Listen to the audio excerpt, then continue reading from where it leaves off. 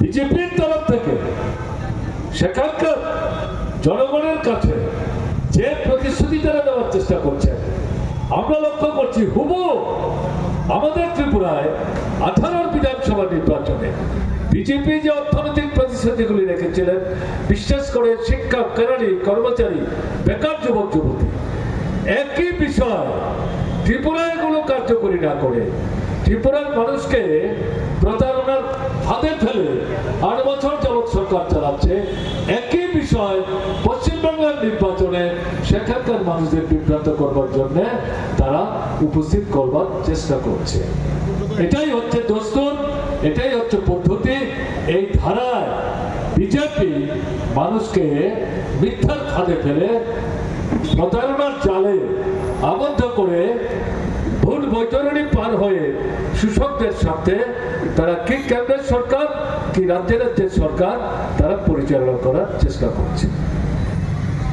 আপনারা দেখেছেন একটা যে কয়েকদিন আগে সারা ভারত কৃষক সভা, উপজাতি গণমুক্তি পরিষদ, সারা ভারত ক্ষেত মজুর ইউনিয়ন, কৃষকদের সংগঠন এই ত্রিপুরায় 10 থেকে 12টা কৃষি এবং কৃষকের স্বার্থের সাথে সম্পর্কযুক্ত গুরুত্বপূর্ণ বর্তমান সময়ের জরুরি দাবিগুলিকে সামনে রেখে আজকের মতোই তারাও বিধানসভা অভিযানের ডাক দিয়েছে।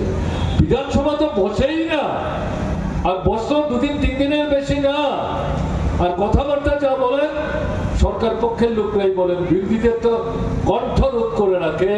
তারা যখন জনস্বার্থে জনগণের জনবিরোধী ভূমিকা নিয়ে কথা বলার চেষ্টা করেন, তাদের মাইক বন্ধ করে দেওয়া হয়। এরকম পরিস্থিতিতে দীর্ঘদিন ব্যবধানে বাজেট অধিবেশন বসছে।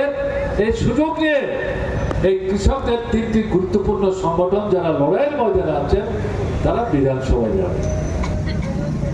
বিধানসভায় যাওয়াটা তো গণতান্ত্রিক অধিকার।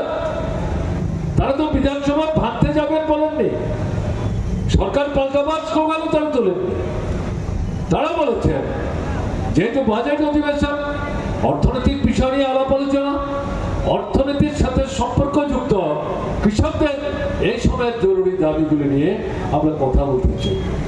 তাদের উপর আপনার রবীন্দ্র ভবনের সামনে থেকে শুরু করে ওরিয়েন্ট চৌমুহনী, পুলিশকে লেলিয়ে দিয়ে, টিএসআরকে লেলিয়ে দিয়ে পরিচিত কায়দায় আক্রমণ সেখানে সংগঠিত করা হবে।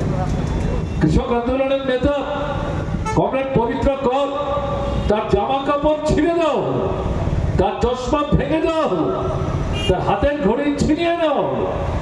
কি অপরাধ? লাঠি ছোড়া নিয়ে তো তারা বিধানসভা অভিযানে যাওয়ার চেষ্টা করেননি। এই ধরনের আক্রমণের অর্থটা কি?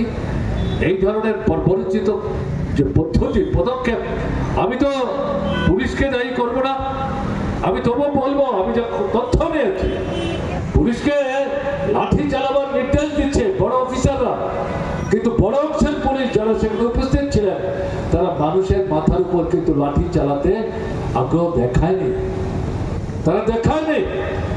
কিন্তু তারপরেও যে আক্রমণটা সংঘটিত হলো, এটা রাজ্যের মুখ্যমন্ত্রীর নির্দেশ ছাড়া, সরকারের নির্দেশ ছাড়া পুলিশ স্বতঃপ্রণোদিতভাবে এই ধরনের আক্রমণাত্মক ভূমিকা নিতে পারে, এটা বললে বিশ্বাস করতে হবে।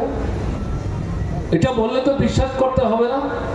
এবং সেদিনের অভিজ্ঞতার ভিত্তিতে আজকে আপনাদের সঙ্গে বিধানসভা অভিযানে অংশগ্রহণ করার মধ্য দিয়ে আমি প্রত্যক্ষ করবার চেষ্টা করছিলাম।